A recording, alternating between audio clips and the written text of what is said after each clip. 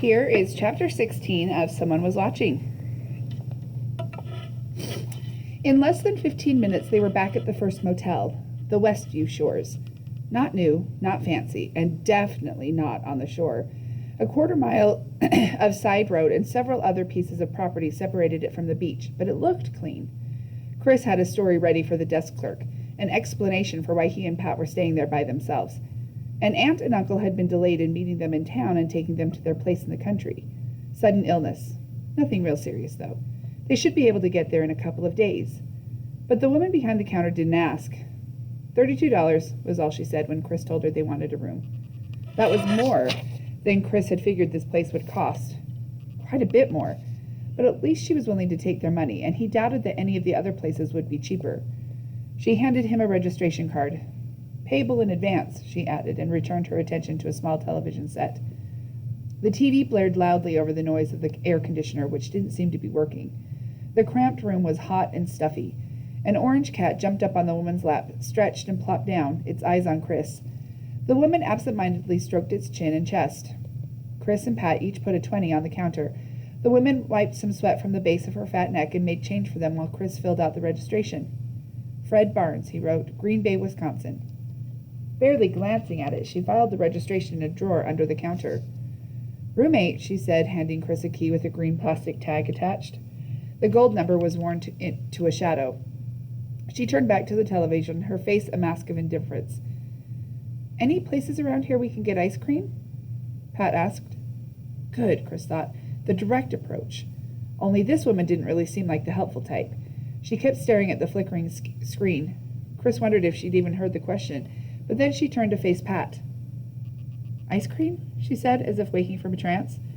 Chris guessed that they just needed to come up with a topic that would get her interested. There's the restaurants between here and uptown, she continued. Did you boys get here on the bus? Pat nodded, and Chris let the peculiar sound of her words register.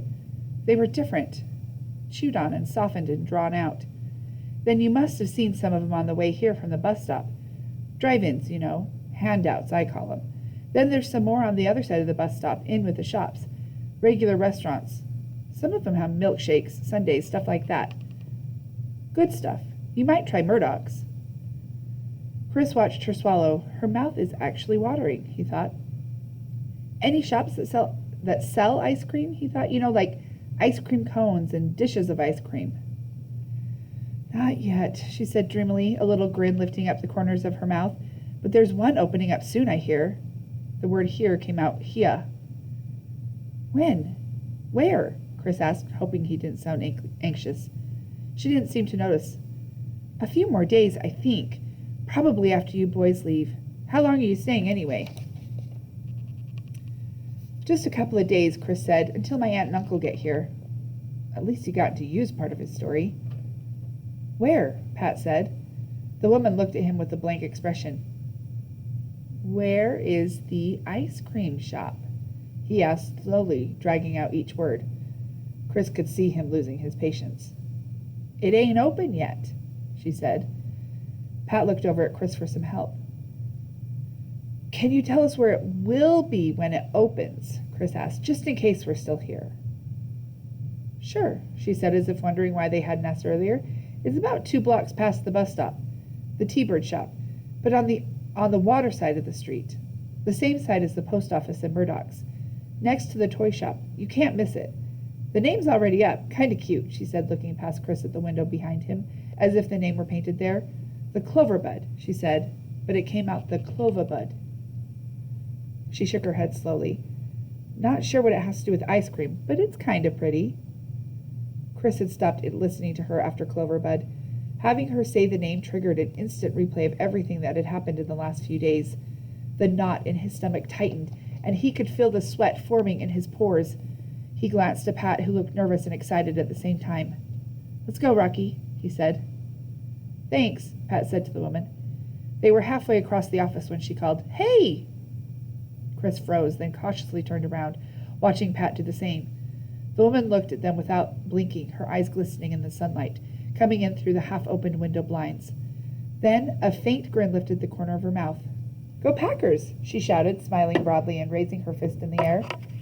Chris watched cat hairs drop from her hand and drift slowly down in the dusty light, while his heartbeat gradually returned to normal. Huh, go Packers, Pat said, forcing a smile. Chris couldn't even do that. Yeah, he said, and turned back for the door. They found their room easily. With 3 others, it formed the bottom of the motel's U shape, its window and door facing the street. A small swimming pool surrounded by short green shrubbery and white gravel took up most of the courtyard in front of it. Inside the room was dark and hot and smelled faintly of mildew and pesticide. Pat turned on the air conditioning unit under the window while Chris opened the drapes and looked around. On the wall, to his left, a low dresser supported a lamp and television. On the opposite wall, 2 double beds were separated by a nightstand, table lamp, and phone. Doors opened to a closet and bathroom at the far end of the small room. They dropped their backpacks on the little circular table near the window and sat down in 2 straight-back chairs. Outside, the sun had dropped low enough behind the motel that half of the courtyard was shaded. Chris looked at his watch. 6:05. At home, it was 5:05. Their parents wouldn't be missing them yet. His mom was usually the first one home at about 5:30. In a half hour, she'd be reading the note. Pat's parents would find theirs about 15 minutes later, but Chris suspected that his mom would be waiting for Pat's parents with some bad news when they got home. So far, so good, Pat said. We're here anyway, Chris said.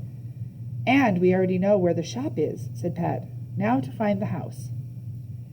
The sooner the better. He realized that now he was ready to get this over with, one way or another.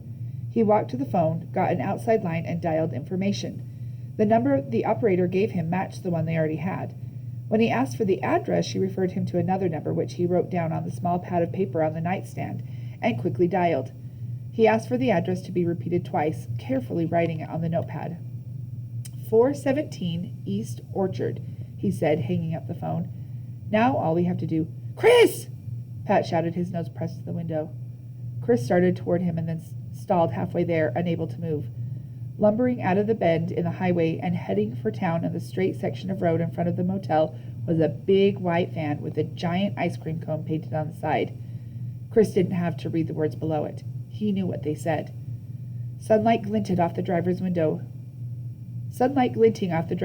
made it difficult to see who was behind the wheel, but Chris picked out the shape of his head, big and blocky, like the rest of him. It's Bud, Pat said, his voice now a fierce whisper. The van disappeared, cut off from view by the front of the motel. Come on, Chris said, yanking open the door. In a moment they were carefully peering around the wall of the motel office down the road toward town, watching the white van get smaller in the distance, watching it slow, its right turn signal flashing, watching it turn a quarter-mile away and heading east, disappearing from view once more. He didn't go to the shop, Chris said. It's farther down on the other side of the street. The house? Pat wondered out loud. Could be, Chris said, grabbing Pat by the shirt sleeve and starting back toward the room. His heart was thumping in his chest, and it wasn't from the short sprint to the front of the courtyard. Or maybe he's already making his ice cream rounds in the neighborhoods. It looked like he was heading somewhere definitely. Definite, Pat said. I hope you're right, Chris said. Let's find out. They headed for town, stopping at a gas station a block away, where the attendant confirmed that Orchard Street was 3 more blocks straight ahead, and the East Orchard address would be reached by turning right off the main road, which he called Palm Avenue. They each got a can of soda pop from an old machine in front of the station and continued toward town. They turned right on Orchard and walked a nervous first block. The neighborhood of small frame houses was quiet. 2 small boys were playing in the dirt in front of one of the houses. They didn't even look up. There were no adults in sight and no cars traveling the narrow street. Get ready to run for it or hide behind something if anyone comes, Chris said. He knew the sunglasses wouldn't save them if Bud or Clover were suddenly to drive down the street. What kind of car do they have? Pat asked as they crossed the street to the next block. A big pickup, green, I think, Chris replied, with a camper on the back. He could feel sweat trickling down his back. His legs felt heavy and stiff, and he wondered how fast he'd be able to run. There weren't many places to hide. Pat's big body wasn't going to fit behind one of the skinny trees lining the street. They got past the second block. Still no people. No cars on the road. The addresses were in the 200s and getting higher. The third block was even quieter. The houses were bigger and set back farther from the street. Their numbers were in the 300s. Chris was glad to see more cars parked along the curb here. They'd provide hiding places if necessary. They came to the end of the block. What Chris saw made the hair on the back of his neck tingle. In the middle of the next block, the big white van sat on the side of the street. He pushed Pat toward the curb, where an old blue station wagon squatted halfway up the sidewalk. They ducked down behind it. Chris looked over at Pat, who was blinking the sweat out of his eyes. "See it?" Chris whispered. Pat nodded. Chris glanced around to see if anybody was watching them. They weren't acting exactly normal, but he didn't see anyone. Pat crab-crawled around toward the front of the station wagon while Chris raised up to get a better look at the ice cream truck. Its back doors were open, and from inside came the sounds of hammering. A shadowy figure was moving around in the dim light of the van's interior. Pat scrabbled back, a nervous grin on his shiny face. "Bingo," he said. "Yeah," Chris said. "Now what?" he wondered. They'd accomplished a lot in a short time, but what next? He thought for a moment, listening to his heart race and his stomach churn.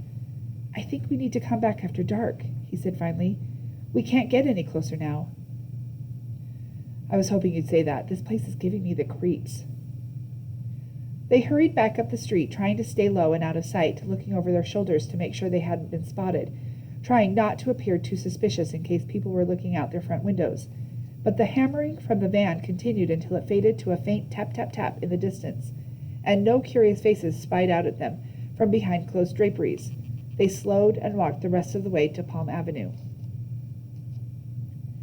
"Should we see what's happening at the Cloverbud?" Pat asked when they got back to the main road. "I guess so," Chris said, "but we need to keep an eye out for Clover. It looks like Bud's going to be busy for a while, but there's no telling where she is. My guess is she's in their house somewhere taking care of a kid. Or a sick mother." But it was good to hear Pat say it. Chris was hoping the same thing, but he was afraid to say it out loud.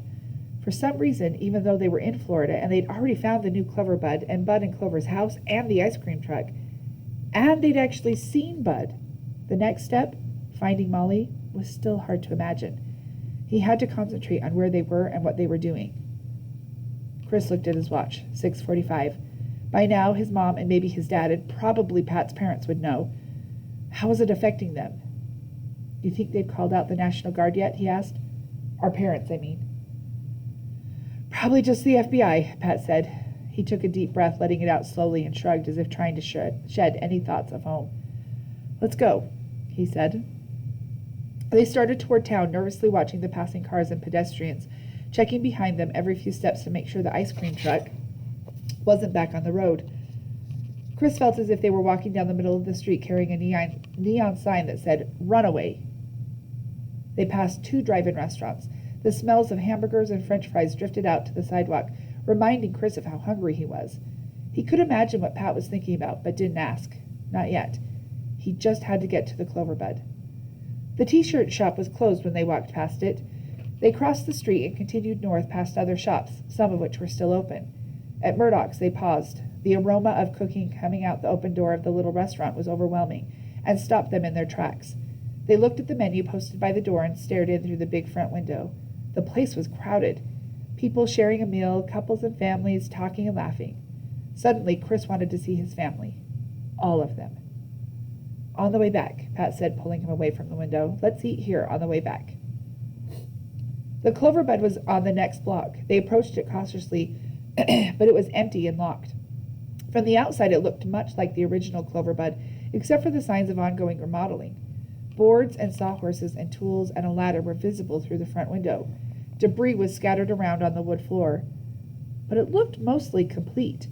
Cabinets and a big sign listing the varieties of ice cream were hung on the far wall. Everything was freshly painted, and stretching across the back of the room was a large freezer, display case, and counter. They peered into the dim interior of the shop, looking for something, some sign that things weren't quite right here. A piece of child's clothing, a toy, a doll. But would they even have brought her down here? Chris didn't think so. "I don't see anything weird," Pat said. Chris looked up and down the street, checking the cars and pedestrians. "Me neither," he said. "I think we need to look around back." A narrow sidewalk between shops led them to an alley that ran behind all the buildings on the west side of Palm. There was nothing but more building scraps and garbage in back of the Cloverbud. The door was locked. They got back to the street just as a dark blue police car cruised slowly by. The driver's head turned mechanically from side to side as if he were looking for something or someone. He glanced in their direction and then, without missing a beat, away, toward the other side of the street. Chris wondered if this was just a routine patrol for this guy. Probably, he decided, but his skin felt crawly under the layer of sweat. "Don't look," Pat said, heading up the sidewalk with Chris at his side. Chris didn't look. He pretended to be interested in the shops as they walked past, gazing into the windows of the Cloverbud and then of a toy store next to it. Finally, out of the corner of his eye, he saw the cruiser pick up speed. He watched it continue on down the street. "Whew," he said, breathing again. "I wonder what he was so interested in." "You," Pat said. "It's your criminal appearance. It's bound to make people suspicious." "Ha ha," Chris said. "Very funny."